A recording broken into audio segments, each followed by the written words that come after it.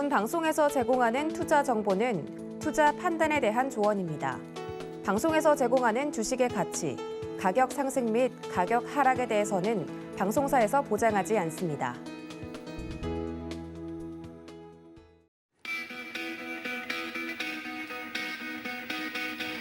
안녕하십니까. 고수익 작전 타임 진행의 도지은입니다. 어제 우리 시장 굉장히 힘이 빠지는 시장이었죠. 전강 후약의 모습을 보이면서 많은 투자자분들이 반등세가 좀 이어질까 하는 기대 그대로 찬물을 끼얹는 하루였습니다.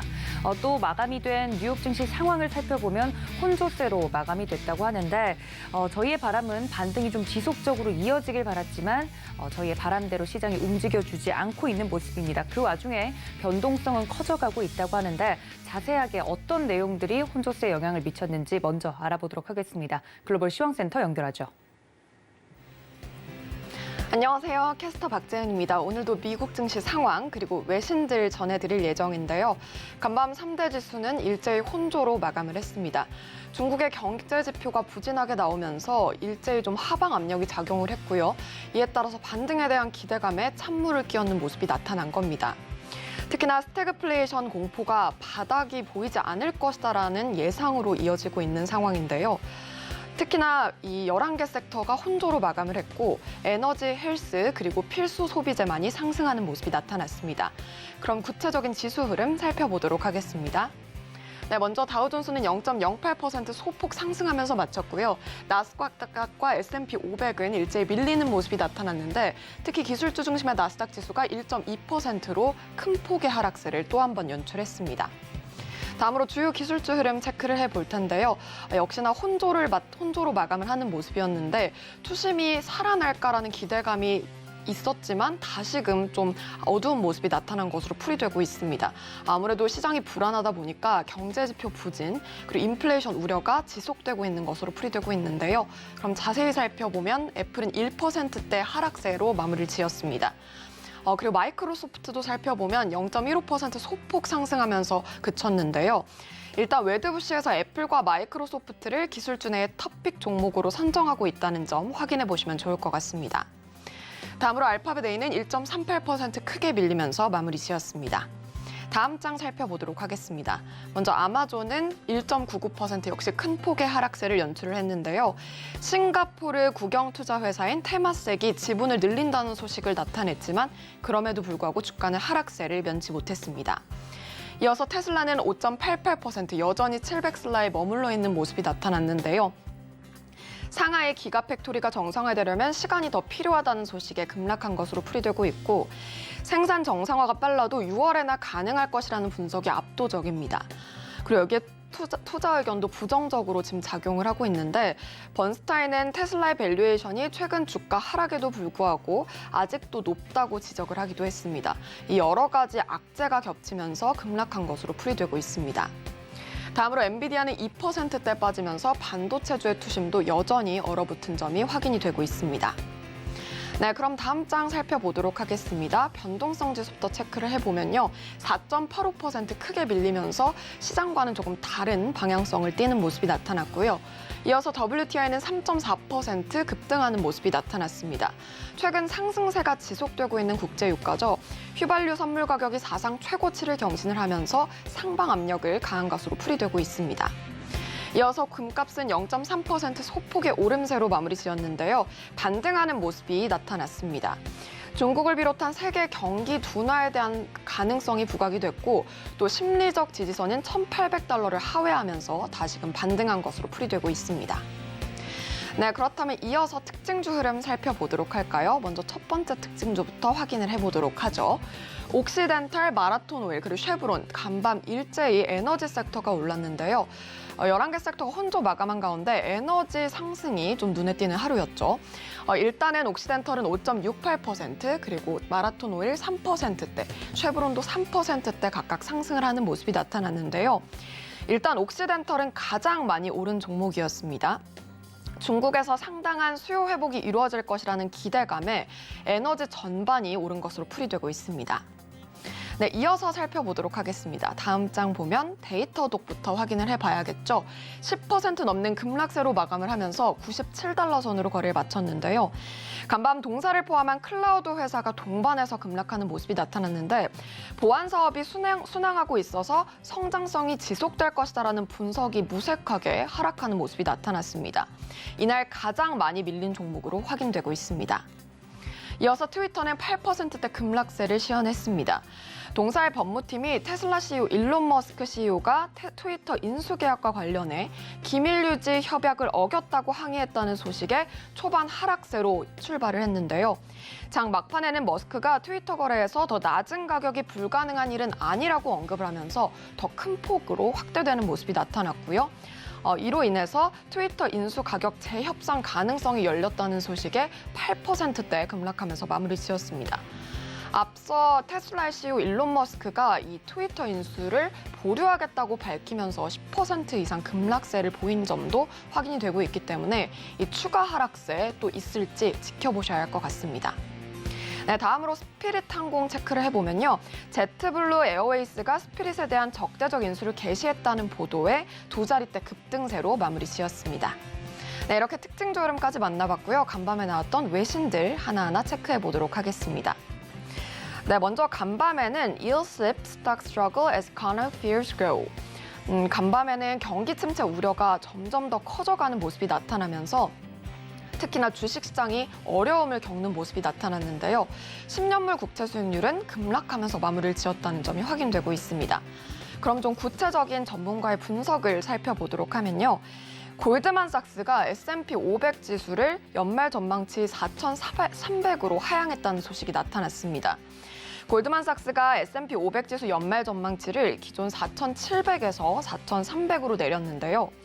데이비드 코스틴 골드만삭스 수석 미 주식 전략가는 이전에 예상했던 것보다 금리가 더 오르고 성장이 더 둔화됐다는 점을 반영해서 연말 전망치를 4,300으로 하향한다고 밝혔습니다. 새로운 기본 전망치는 침체가 없고 주가 수익 비율이 연말에 17배로 변화가 없을 것을 가정한 것이다라고 밝혔는데요. 골드만은 올해 주당 순이익 증가율은 기존 5%에서 8%로 오를 것을 시사를 했습니다. 골드만의 새로운 전망치는 현 수준보다 7%가량 높은 수준이지만 지난해 말 대비로는 여전히 10%가량 낮은 수준인데요.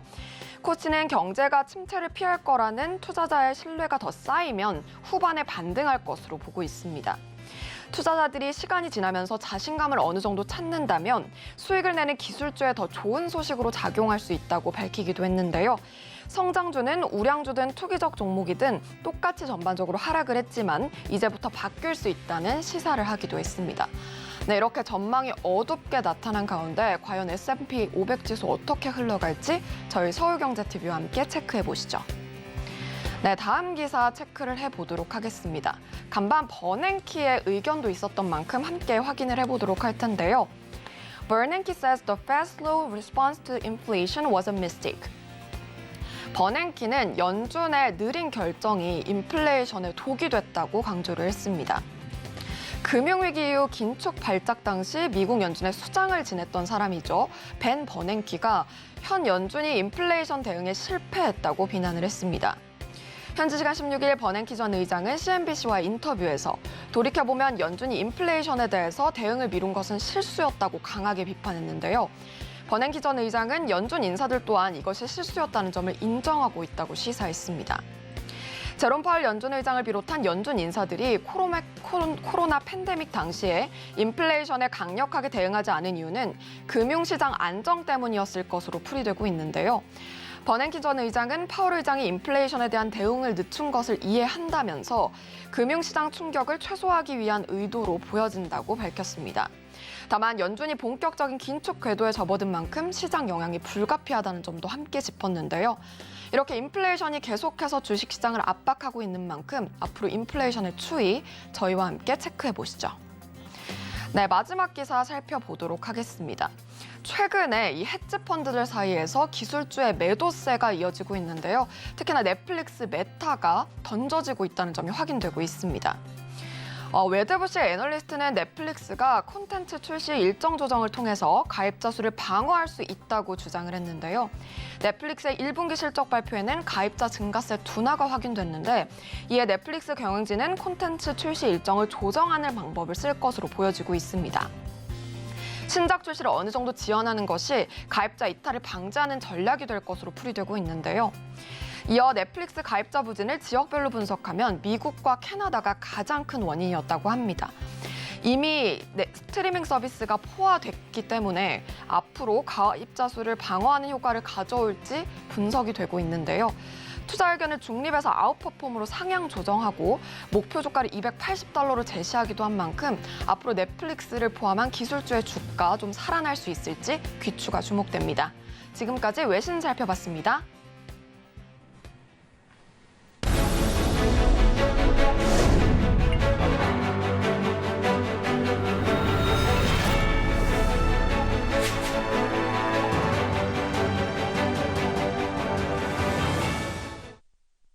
네, 글로벌 외신까지 체크를 하고 넘어왔습니다. 연준 실기론 이야기가 더욱더 나오고 있는 이 시점에서 최근 금리 인상을 한 뒤로부터 3주간의 시간이 흘렀죠.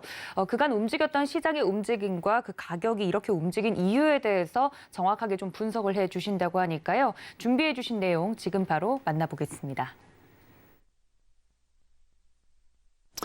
So if we think about the last 3 weeks price action from the time we had the Fed rate hike through options expiration into the first week of April, we want to understand why the market traded like it did, how we can be able to identify conditions like that, because I think we need to keep thinking about that in the next, say, 4 to 12 weeks. Before I believe the market should start to do better in the second half of the year.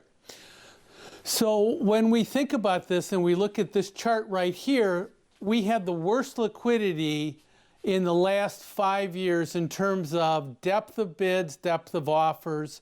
The market was really skittish, and that was one of the factors that concerned the market. The other one was we had a very high put-call ratio, so we had a lot of option players betting on the put side.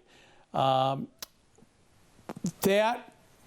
occurred at the same time that we had the Fed rate hike. So all those puts got exercised near the bottom of the market right after the Fed rate hike. And as the market started to go higher, we had basically an explosive, very strong move to unwind some of those negative put positions. And the third thing is the reason those put positions got put on in the first place was because our sentiment was so bearish. And we can touch base on all those. But what I want to talk about right here is our lack of liquidity over the last 5 years. The worst liquidity we had over the last 5 years occurred at the end of January and at the end of February to early March. If we look at what happened right here, we went from 4,800 on the S&P down to 4,100, and then we went all the way back up to 4,650. So we retraced well over 50% of the price decline. When we were down here at 4,200 with a lot of lack of liquidity, very few bids and offers, we didn't penetrate it very much, that low that we hit in late January. And then we just double tested it again right before the Fed rate hike. So in other words, people were short, anticipating, okay, here goes the Fed. The Fed came out and they raised rates like they said they would, and their speeches and testimony after the Fed hiked the rates, the responses afterwards were extremely bearish if you want to think about anticipating future rate hikes. Yet at the same time, the market rallied fairly substantially. So one of the things we need to think about is getting conditions where we have at the bottom of a market that's been trading down, low liquidity, heavy-duty purchases of put options relative to call options, And on top of that, very negative sentiment that's confirming the belief by people that they should be short and very concerned about being long. Now, one thing we've looked at before, and I've talked about this before, is that if we look at the manufacturer new orders, the purchasing manager's new orders, that tends to coincide really well with basically a risk on, risk off view of the market. And when I say risk on or risk off, I mean risk on would be very aggressive, buying high beta stocks, a lot of cash getting put into the market, very little cash staying out of the market. A risk off would be low beta stocks, much more conservative play in terms of cash in the market versus cash out of the market, lower leverage, generally speaking, on portfolios. So what we see right here is there's a pretty good correlation, and we bottomed into the COVID bottom in March of 2020. But what I want to show is we have to be careful when we look at this. What I'm going to do is identify times where this new orders index went down and risk off went down following according to that, just like we have right here. And I want to say, you just can't think about this. You have to look for those three conditions that we talked about, which is put-call ratio, low liquidity, and very negative sentiment. And what you'll find is if you can identify those three things in the market at the same time, those are great times to be able to participate in the stock market on a relatively low-risk basis, even though all you see on television is how bad the market is and how bad the market's going to be. Right after we had the rally, after the decline, and we had the rally coming out of the Fed rate hike low, what we saw was a substantial breadth thrust in the market where we had much more buyers than sellers. We've had this condition, and I talked about this before, where the NASDAQ falls to a 52-week low, and then we have 2 consecutive days where the NASDAQ rallies 2.5% back-to-back consecutive days. Since 1969, we've only had it 5 or 6 times, and most of all of those times except for one was at a really low point in the market. Now, what I'm a little worried about this time is that we got all those people caught short into that Fed rate hike, and it was followed immediately by an option expiration period. So what happened is all those puts came into the market and got exercised, and then the market started to rally a little bit after the Fed rate hike, and it fed on itself because everybody now is basically short the market or underinvested the market because of the great deal of puts that they bought, and those puts got exercised at the lows of the market. One thing that I think we need to think about on top of this also, and this is just like how this market is traded. When we look at the weight of the top 10 stocks in the S&P 500, we see that, and we know this has happened, the weighting of those top 10 stocks are so much bigger now than they ever have been before. The Amazons, the Apples, all those stocks, they have such a higher percentage of before. And on top of that, what we looked at going into the 2021 peak is that the amount of contribution of earnings to the S&P 500 was significant during that period. And then what happened in the fourth quarter is we started to come off of that. So in other words, we've started to see some slowdown on those big stocks in terms of revenue growth and earnings growth. I think that also basically encouraged a lot of the more leveraged stocks, the more higher beta stocks to be able to fall fairly significantly off their highs. And those were the 50 to 70% moves that we saw.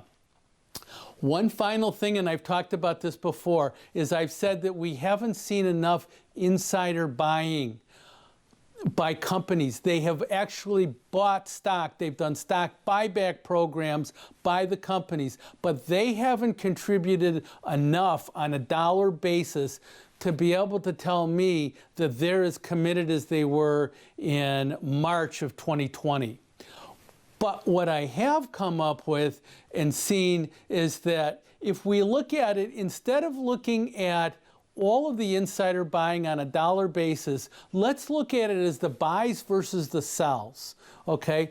And try to identify the ratio. And what we've seen is we're at periods right now where the buys are exceeding the sells by a decent amount. And when we look at this, we can say that out 3 months later, 6 months later, and 1 year later, we're up 12%, we're up 13%, we're up 29%. So we are seeing a higher percentage of buys into the market versus sells. I just don't think we've seen enough of the absolute nominal dollar amount of buys that the insiders can and should be doing at the bottom of this market. So maybe we just keep watching and waiting for this on a second test of some kind of test of the lows. I'm not saying we're going to make new lows. Some people are. I'm not saying, I'm just going to say, let's wait to see that liquidity break down again. Let's wait to see that put-call ratio set up like we like it. And let's wait to find some more negative sentiment. 네, 지금까지 미국 시카고 현지에 계신 버니 씨와 최근 주식시장에 대한 이야기를 나누어 봤습니다. 최근 이 미국 주식시장에 투자를 많이 하는 서학개미 분들이 많으신 걸로 알고 있습니다만 최근 국내외 할 것 없이 굉장히 시장 자체가 어렵기 때문에 이 부분에 대해서 큰 그림에서 짚어낼 수 있는 부분들을 저희가 이 시간에 전달을 좀 해드리고 있습니다.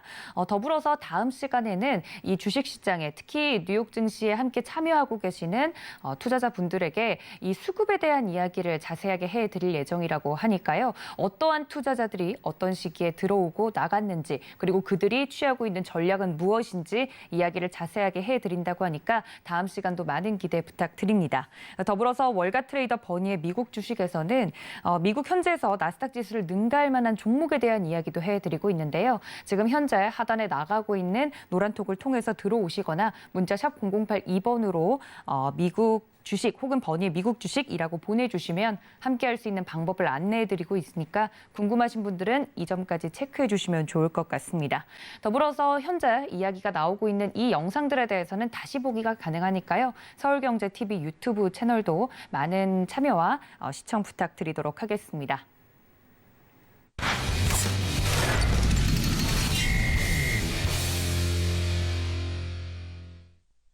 네, 이번에는 에이블에셋의 유강희 대표님과 함께 국내 증시 작전, 장전에 세워보도록 하겠습니다. 대표님 연결되어 있습니다. 대표님 안녕하십니까? 네, 안녕하세요. 네, 반갑습니다. 화요일장을 준비하고 있는 지금 저희가 키워드로 함께 이슈를 하나씩 풀어보도록 할 텐데요. 첫 번째 키워드 함께 만나보시죠. 네, 환율 고점은 어디? 네, 최근에 환율이 가파르게 오르고 있어서 많은 투자자들이 또 공포심에 휩싸이고 있습니다. 원달러 환율 1,300원 이야기는 이미 나오고 있고요. 1,350원까지 이야기가 나오고 있다고 합니다만 이렇게 환율이 가파르게 오르는 데에 여러 가지 이유가 있을 것 같습니다. 어떻게 정리를 좀 해볼까요? 네, 먼저 이렇게 좀 환율이 가파르게 오르고 있는 이유는 크게 좀 두 가지 정도로 압축해 볼 수 있을 것 같습니다. 일단 먼저 첫 번째로 한국과 미국의 금리 역전 우려인데요. 현재는 이제 한국이 미국보다 기준금리가 높지만 만약 미국이 이제 빅스텝 혹은 자이언트 스텝으로 빠르고 강하게 기준금리를 인상한다면 금리 역전이 좀 발생할 수도 있다는 우려가 있습니다. 외국인들의 경우에 이제 우리나라보다는 미국을 더 안전한 투자 대상으로 생각을 하고 있는 상황에서 우리나라 금리보다 미국 금리가 높으면 미국 투자를 선호할 수밖에 없을 것 같습니다. 이제 이렇게 되면 달러 공급은 줄고 수요가 늘어나기 때문에 환율이 상승할 수 있습니다. 또 환율이 계속 오르는데 국내 주식시장이 부진하게 되면 매매 차익으로 얻은 수익보다는 환차손이 더 많이 발생할 수 있기 때문에 외국인 투자 자금의 유출도 또 발생할 수 있거든요. 이런 과정 속에서 이제 달러에 대한 수요가 증가하고 이렇게 되면서 이제 상대적으로 원화 가치가 좀 하락하고 있는 상황이고요. 그리고 두 번째로는 이제 원재재 가격 상승으로 인한 무역 수지 적자입니다. 올해 들어 이제 5월 10일까지 무역 수지가 12조 7천억 정도 적자인데, 이렇게 수입액이 수출액보다 많으면 달러 유출이 발생하기 때문에 환율이 오르게 되는 또 원인이 됩니다.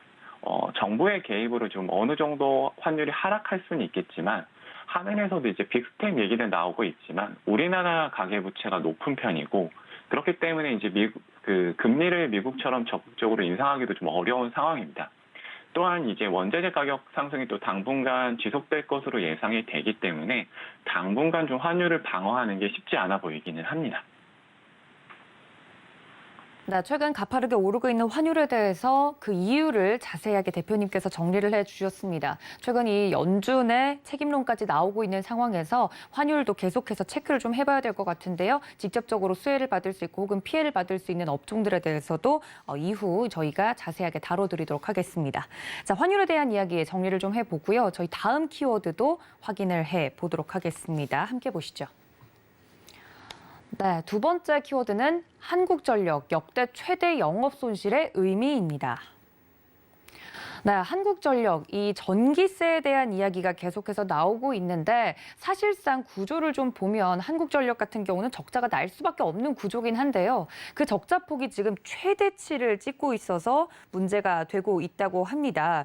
관련돼서 이렇게 적자를 기록하고 있는 이유에 대해서 설명 부탁드릴게요.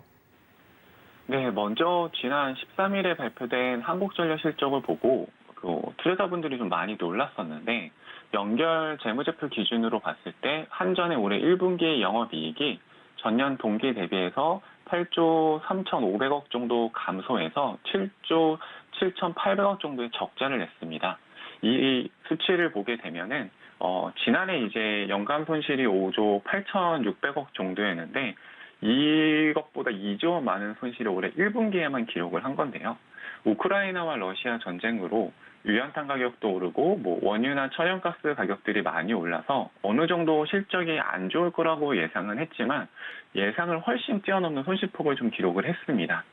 시장에서는 올해 한전의 적자 규모가 한 23조에서 최대한 30조 원에 이를 수 있다는 전망도 나오고 있는데, 전쟁의 영향으로 아무래도 액화 천연가스 가격과 그리고 또 국내 전체 발전량 가운데서 가장 많은 비중을 차지하고 있는 유연탄 가격이 여전히 좀 높기 때문에 이런 부정적인 예상이 계속 나오고 있는 상황이라고 생각됩니다. 네, 그렇군요. 안 그래도 인플레이션 이슈 때문에 골머리를 앓고 있는데 전기세도 오를 것 같다라는 이야기까지 나오면서 우리 투자자분들이 정말 피부로 느끼기에는 이런 부분들, 전기세를 내는 부분들이 가장 좀 타격이 클 것 같습니다만, 이렇게 역대 최대 손실을 기록하고 있는 한국전력, 우리 경제에는 직접적으로 어떤 영향을 줄까요? 이렇게 한전의 영업 손실이 커지게 되면서 자금을 조달해야 되고, 그 방법으로 이제 회사채를 좀 많이 발행을 하고 있습니다. 2002년에 들어와서 한 12조 원 정도의 회사채를 조달을 했는데, 문제는 이제 기준금리가 인상이 되면서 회사채 금리도 올라가고 있고, 회사채를 발행해야 하는 한전 입장에서 이제 금리 인상으로 인해서 이자 부담이 또 계속해서 늘어나고 있는 상황입니다. 이렇게 이제 한전의 영업 손실이 커지고 부채가 늘어나면 결국에는 이제 전기요금 인상을 할 수밖에 없는데, 그렇게 되면 이제 우리 생활과 경제에도 좀 안 좋은 영향을 줄 수밖에 없을 것 같습니다. 전기요금 인상이 우리 생활에 어떠한 영향을 미치는지 간단히 설명을 해드리면, 가정 입장에서는 전기요금이 늘어나게 되면은 가처분 소득이 줄어들게 되고 그만큼 소비가 줄어들게 됩니다. 물론 절대적인 수치가 크지 않을 수 있지만 요즘처럼 어려운 시기에 이렇게 전기요금이 조금만 인상이 돼도 부담이 될 수 있을 것 같고요. 기업 입장에서도 전기요금이 인상이 되면 제품 생산에 들어가는 생산 비용이 늘어나게 되고, 그렇게 되면 수익성도 또 안 좋아지게 됩니다. 앞서 말씀드렸지만 이렇게 좀 한전의 영업 손실이 커지는 이유는 크게 두 가지 정도로 생각을 해볼 수 있는데, 첫 번째로는 우크라이나와 러시아 전쟁으로 인한 월급이 급등입니다. 전쟁의 여파로 이제 유연탄 가격이 전년 동기 대비해서 한 190% 정도 올랐고, LNG도 이제 전년 동기 대비해서 한 142% 정도 상승하는 등 발전 원료비가 급등을 하면서 전력 도매 가격도 상승을 했는데, 이제 이런 부분들을 전기요금에 제대로 반영을 하지 못하면서 적자 원인을 키우고 있고요. 두 번째로는 전기요금 인상을 적극적으로 하지 못하고 있다는 점이 좀 큰 영향을 미치고 있습니다. 이제 정부에서는 연료비 수입 가격이 많이 오르면 거기에 맞춰서 분기마다 전기요금을 조절할 수 있도록 2020년 말에 연료비 연동제를 도입을 했는데요. 하지만 원료비 영향으로 전기요금이 인상된 것은 2021년 4분기 한 차례뿐이었습니다. 아무래도 이제 한국전력이 시장형 공기업이다 보니까 정부의 영향력을 좀 무시할 수 없기 때문에 이런 부분들을 좀 적극적으로 반영하기가 어려운 상황인 것 같습니다.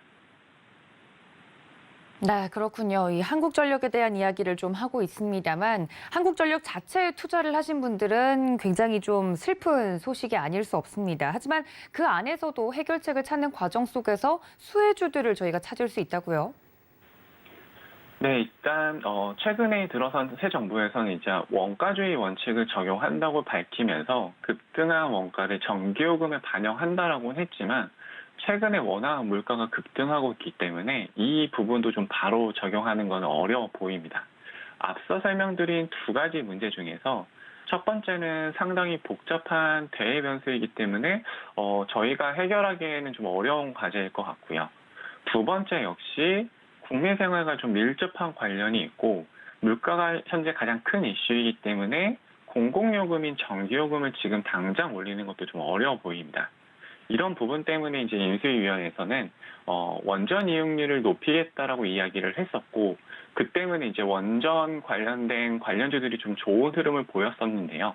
개인적으로 여기서 조금 더 나아간다라고 하면은 에너지의 효율적인 활용과 관련된 이제 분산 에너지라든지 스마트 그리드를 좀 고민해 보면 좋을 것 같은데요. 먼저 분산 에너지에 대해서 좀 설명을 해드리면 분산 에너지라는 거는 이제 에너지를 사용하는 곳이나 지역에 소규모로 생산이랑 공급하는 에너지를 의미를 합니다. 말 그대로 이제 에너지 생산과 공급을 좀 분산하는 거죠. 이게 기존에는 이제 대규모 발전소와 송전소를 구축을 하면서 주민과의 마찰도 좀 있었고 비용도 많이 들었었는데 이렇게 분산 에너지를 활용을 하면 비용이 좀 적게 드는 게 장점이라고 생각을 하시면 될 것 같습니다. 또 이제 최근에 전기차 보급이 좀 빠르게 증가하면서 전력 수급 문제랑 이제 충전 설비 구축이 좀 과제로 떠오르고 있는데 분산 에너지를 활용을 하면 이런 부분도 좀 해결을 할 수 있는 부분이 있을 것 같고요. 그리고 이제 두 번째로는 스마트 그리드 부분을 좀 확인을 해보시면 좋을 것 같은데요. 스마트 그리드를 아무래도 이제 전력망에 정보통신 기술이라고 하는 ICT를 도입을 해서 전력 공급자와 소비자가 실시간으로 이제 정보를 교환하게 됩니다. 그렇게 되면 이제 에너지 생산과 소비 효율이 높아가게 되는데 그래서 이런 그 스마트 그리드를 차세대 지능형 전력망 기술이라고도 부르고 있습니다. 기존에는 이제 전력망은 통상적으로 이제 언제 전기가 필요할지 모르기 때문에 예비 전력 수요를 감안해서 예상 수요보다 한 15% 정도 가량 전력을 더 확보하도록 이제 준비를 하고 있는데 스마트 그리드 같은 경우에는 전력 이용을 효율화하기 때문에 에너지 사용량을 줄일 뿐만 아니라 좀 더 전력 생산량을 좀 감소시킬 수도 있기 때문에 탄소 배출을 감소시키는 데도 좀 기여를 할 수 있는 부분들도 있습니다. 그리고 우크라이나와 러시아 전쟁으로 인해서 원자력뿐만 아니라 뭐 태양열이나 혹은 풍력 같은 신생 에너지에 대한 관심도 좀 높아지고 있는데 이런 신생 에너지의 좀 단점이 에너지 생산이 일정하지 않다라는 부분에 있습니다. 그런데 이제 스마트 그리드를 활용을 하면은 이런 부분들에 대한 단점을 좀 보완을 할 수도 있습니다. 이제 전력업계에서 나온 자료들을 보게 되면은 글로벌 스마트 그리드 시장 규모가 2017년도에 우리나라 돈으로 한 159조 원에서 2030년에는 8,700억 달러, 우리나라 돈으로 하면 한 1,100조 원 수준으로 7배 정도 좀 확대될 것으로 예상을 하고 있습니다. 그리고 실제로 이제 스마트 그리드 시장이 계속 성장하고 있기 때문에 관련한 섹터들을 좀 관심 있게 보시는 것도 괜찮을 것 같습니다. 네, 한국전력과 관련된 이슈 그리고 이 에너지 관련된 부분에서 수혜주에 대한 이야기까지 나눠봤습니다. 지금까지 에이블에셋의 유강희 대표님과 함께했습니다. 대표님 고맙습니다. 네, 감사합니다. 자, 그 다음으로 또 도움 말씀 주실 전문가님 연결을 해보도록 하겠습니다. 좀 더 자세한 종목 이야기를 재미있게 들려주시는 분이죠. 글로원 파트너스 이성웅 이사님 연결합니다. 이사님 안녕하십니까? 네, 안녕하세요. 네, 반갑습니다. 첫 번째 이슈로 들어가기 전에 시장에 대한 이야기를 잠깐 더 설명을 하고 넘어가면 좋을 것 같습니다. 최근에 이사님께서 굉장히 난이도가 좀 높은 시장이다라고 이야기를 계속 해주고 계시는데요. 어제까지만 하더라도 또 보면 전강 후약의 모습을 보여서 투자자분들이 굉장히 대응하기 어려우셨을 것 같습니다. 시장 어떻게 보고 계실까요? 네, 미국 시장 흐름을 놓고 우리나라 시장을 살펴본다고 하면은 전일 같은 경우도 기술주 중심의 나스닥 지수는 약세를 보였고요. 세부적으로 엔비디아라든지 아마존 그리고 테슬라 같은 경우 각각 약 2%에서 5%대의 조정이 나오는 모습이었습니다. 반면에 그 250일 신고가를 나타내고 있는 업종이 에너지 업종인데요.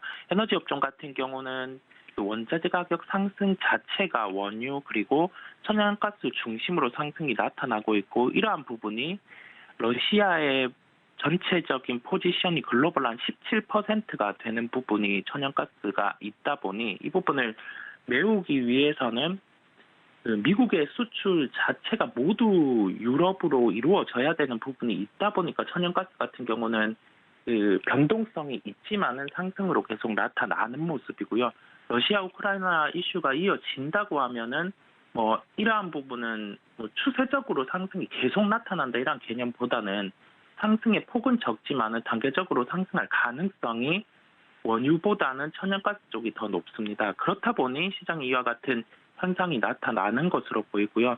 우리나라 시장으로 돌아와서 봤을 때 2,550 거래소 기준으로는 좀 바닥을 잡은 모습을 두 차례 보여줬었고 한 번 더 조정이 있다고 하면은 그때는 주식을 많이 채워도 되는 시기긴 한데 다만 그 2,550선을 못 지키고 2,500을 하회하는 그러한 흐름 자체가 나타났을 때는 분명히 또 다른 시스템 리스크가 나타났을 때 이 부분이 반영이 될 거거든요. 그렇다 보니 현재 구간에서는 결론적으로 봤을 때 시장 자체는 V자 반등으로 나올 모멘텀이 부족한 상황. 그렇다고 하면은 여기에서 어떤 기준을 잡아서 매매에 적극적으로 돌입할지 그 부분은 지금 한 번 확인한 지수로밖에 그 테스트를 할 수 있을 것으로 보이거든요. 그렇다 보니 저희는 그 거래소 기준으로 2,550의 지수를 기억하고 그 타이밍에 돌입을 했을 때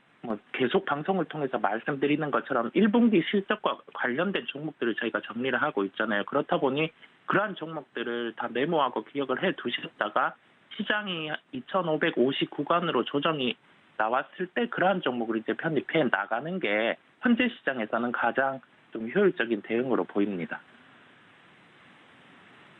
네, 코스피 지수 기준으로는 2,550포인트까지 조금 더 조정이 내려왔을 때 적극적으로 저희가 이야기를 해드리는 종목들에 대해서 체크를 해뒀다가 매수할 만하다. 현실적인 전략을 좀 이야기를 해주셨습니다. 그 이야기를 반대로 생각을 해보면 한 번 더 조정 정도는 나올 가능성이 높겠다. 시장에 대해서 전반적으로 좀 정리를 해드렸고요. 첫 번째 이슈로 좀 그럼 넘어가자면 최근 이렇게 시장의 변동성이 커지고 있는 와중에서도 가장 큰 하락폭을 보이고 있는 게 국내외 할 거 없이 성장주 아니겠습니까? 간밤에 뉴욕 증시도 전해드린 내용처럼 나스닥 지수가 다른 지수에 비해서 하락폭이 훨씬 큰 모습이었는데요. 관련돼서 국내 증시에 영향이 있을 것 같습니다. 국내에 있는 성장주들도 지금 고전을 면치 못하고 있는데 자세하게 이야기해 주시죠. 네, 아무래도 리오픈과 관련해서 강세가 예상됐던 엔터 업종 그리고 대표적으로 우리나라가 킬러 콘텐츠인 오징어 게임이 나타났다 보니까 글로벌로 성장할 수 있었던 미디어 콘텐츠 업종 이런 종목들이 대표적으로 시장이 하락이 나올 때 그 성장주의 논리로 접근이 가능한 구조였다 보니까 선행해서 주가가 하락을 해 있는 상황이고요. 한 번 더 시장이 조정이 나온다고 하면은 한 번 더의 조정은 분명히 가능할 것 같습니다. 성장주 같은 경우는 지금 번갈아 가면서 레벨이 떨어지고 있다 보니 저희가 그러한 점을 염두에 둬야 되는데 여기에서 그러면 뭐 접근을 할 때 어떻게 접근해야 되냐, 뭐 반등이 바로 나온다 아니면 추가로 떨어진다, 이거를 선을 긋기보다는 반등이 나오기 이전이라든지 뭐 그러한 타이밍에서는 실적이라든지 수급을 체크를 해놓고 접근을 하는 게 이게 종목적인 측면에서 그리고 시장 대응적인 측면에서 현재로는 가장 접근이 좀 효율적인 방법이거든요. 그렇다 보니 저희가 오늘 시장 자체는 성장주 흐름에 주목하되 이 중에서도 성장주더라도 실적 그리고 수급에 대해서 종목 좀 타이트하게 체크를 할 필요가 있을 것으로 보입니다. 네, 관련돼서 그럼 볼만한 종목은 어떤 종목일까요, 이사님? 네, 기존의 방송을 통해서 소개를 드렸던 세아제강이라는 종목입니다. 1분기 실적 시즌이다 보니까 실적을 발표하면 이 부분에 대해서 업데이트가 필요해서 말씀을 드리는 거고요. 1분기 영업이익이 599억 원을 발표를 했습니다. 이 수치는 전년 동기 대비해서 280% 증가한 수치인데요. 기존 영업이익 최고치가 2008년 2분기 약 710억 원 수준이었는데 이 데이터 자체는 사업 분할 이전 기준으로 돌아보면은 2008년 2분기 이후에 사상 최고치의 영업이익이 나타났습니다. 아무래도 북미 지역의 유정용 강관 부분에 시장 호조가 있다 보니까 이러한 영향을 미친 것으로 보이고요. 유정용 강관 가격이 작년 기준으로 해서 비추어 봤을 때 60% 정도 시추장 기준으로 상승을 해 있다 보니까 이러한 영향을 미친 것으로 보이고요. 그 다음에 공급적인 측면에서도 러시아 우크라이나 이슈가 부각되면서 가격 그리고 우리나라 제품의 판매까지 함께 는 것으로 보입니다. 물론 쿼터제가 있어서 이 부분에 대해서 세아제강 같은 경우는 뭐 일부의 수출밖에 할 수는 없었지만은 세아제강 지주 같은 경우는 미국의 법인이 있다 보니까 이 부분에 대해서 함께 가격 상승의 구간을 영위한 것으로 보입니다. 유정용 강관업체, 그 다음에 스틸 업체 같은 경우는 언제나 시장에서 저평가를 받아왔습니다. 주가 수익 비율이 한 3배 수준을 언제나 받아왔는데 이번 실적으로 비추어 봤을 때 1분기의 실적을 반영하지 않더라도 지금 주가 수익 비율이 3배 수준이거든요. 그렇다 보니 여기에서는 현재 인플레이션 국면 그리고 천연가스와 원유가 강한 상황에서 1분기 실적이 좋았고 다음 분기 실적 같은 경우도 제품 가격에 훼손이 없다면은 연속될 가능성이 높은 구조이기 때문에 현재 측면에서도 관심을 가지고 살펴봐야 할 종목이라고 결론 짓겠습니다. 네, 방송을 통해서 한 번 더 설명을 드렸던 세아제강이라 더 반가운 것 같습니다. 그런데 가격적으로 봤을 때 굉장히 많이 올라와 있고 어제 주가 흐름만 보더라도 장이 갈수록 빠진 것과는 반대로 올라와 주는 모습을 보였거든요. 지금 가격선에서 가격 전략은 어떤지 아까 이사님께서 말씀해 주셨던 시장 전략대로 좀 시장 전반적으로 눌렸을 때 어느 선에서 공략이 가능한지 궁금한데요. 네네. 어제 실적 발표가 나오고 가격이 상승하다가 종가는 고가 대비해서는 조금 떨어져서 마감을 했습니다. 장중 고가는 약 6% 상승한 18만 1,000원이었고요. 종가 같은 경우는 17만 6천 원, 17만 6천 원으로 마감을 하는 모습이었습니다. 장중에 저가 같은 경우는 마이너스 5% 정도까지도 하락을 했었습니다. 그렇다 보니 현재는 이 주가가 1분기 실적을 확인하고 반등이 나왔다가 고점 대비해서는 일부 하락을 해서 마감을 한 모습이고요. 가격적인 측면에서는 16만 원대에서는 크게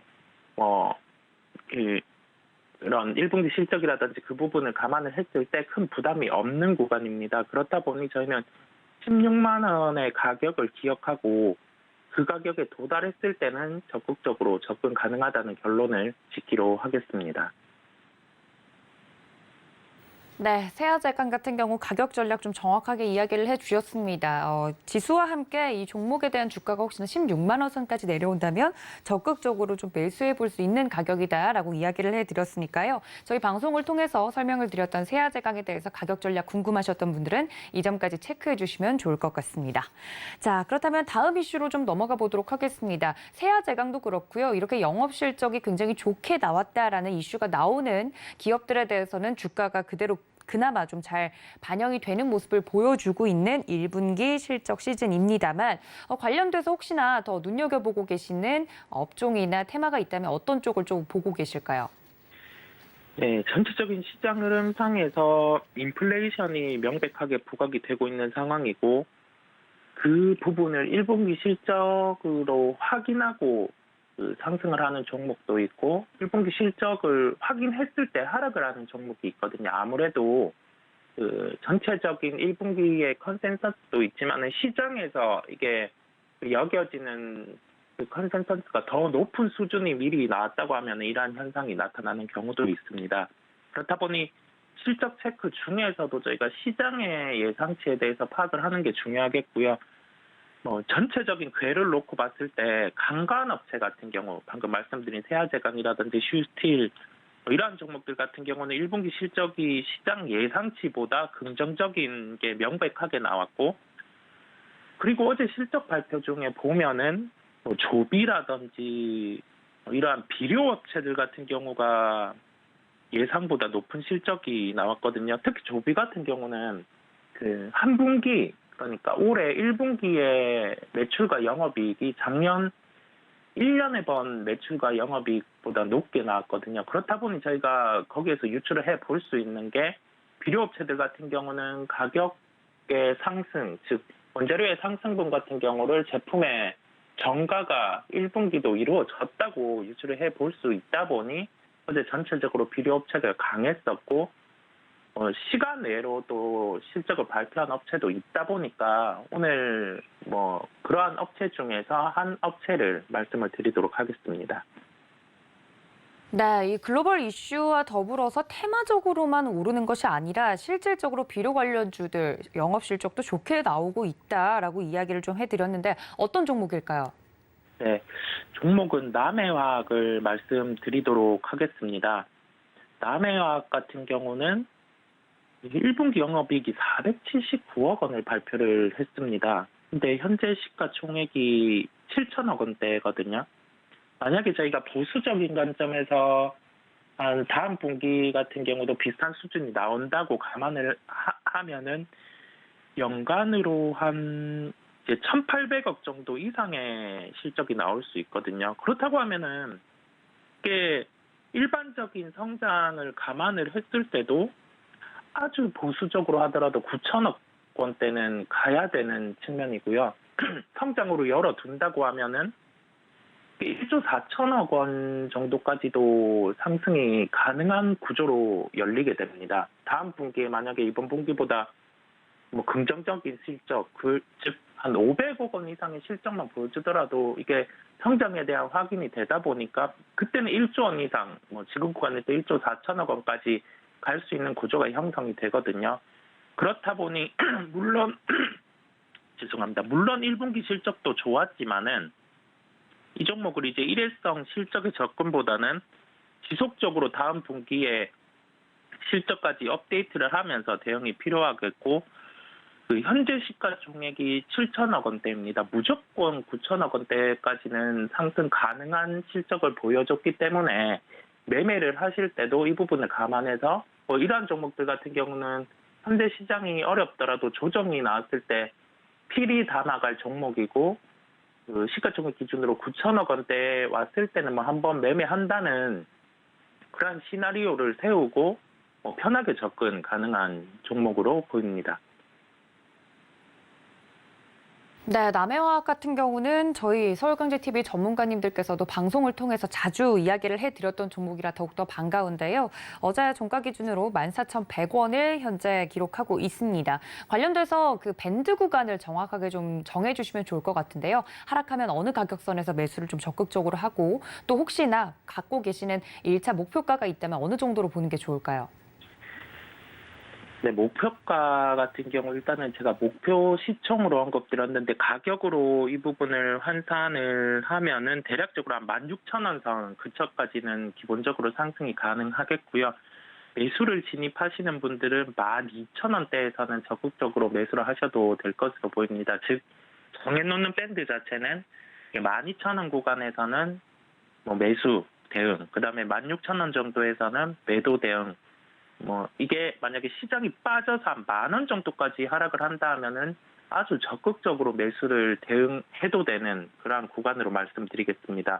왜냐하면은 이게 12,000원 구간에서 그 시장이 바뀌어서 시장이 하락을 해서 이 종목이 10,000원까지 하락을 한다고 하면은 그 이전에 통상적으로는 그 여타 종목이라면 뭐 손절을 하고 그렇게 대응을 하겠지만은 지금 상황에서 그 공급적인 측면에서 촉발된 인플레이션이라고 하지만은 이 부분 같은 경우 1분기 실적으로 보여줬기 때문에 다음 분기의 실적이 뭐 나쁠래야 나쁠 수 없거든요. 그렇다 보니 뭐 가격적인 측면에서 그렇게 대응을 하시면 될 것 같고 한 가지 더 기억을 해야 될 거는 이게 모멘텀 자체가 러시아 우크라이나 이슈로 촉발된 부분이다 보니까 러시아 우크라이나 이슈가 마무리된다고 하면은 주가는 하락을 할 수 있어요. 다만 그렇지 않다고 하면은 뭐 아까 말씀드린 밴드 구간에서는 적극적으로 매수 대응을 할 필요가 있다고 한 번 더 강조드리겠습니다. 네, 남해화학에 대한 이야기까지 자세하게 해주셨습니다. 지금까지 글로원 파트너스 이성욱 이사님과 함께했습니다. 이사님 고맙습니다. 네, 감사합니다. 네, 이렇게 장 전에 다양한 종목 이야기들까지 나누어 봤습니다. 실시간 장중 대응은 저희가 매매 시그널 통해서 잡아드리도록 할 테니까요. 다음 프로그램까지 많은 시청 부탁드립니다. 본 방송에서 제공해 드린 정보는 투자 판단에 대한 조언일 뿐 해당 주식의 가치나 수익률을 보장하고 있지 않다는 점까지 알려드리면서 저는 잠시 뒤에 다시 인사드리겠습니다. 시청해주신 여러분 고맙습니다.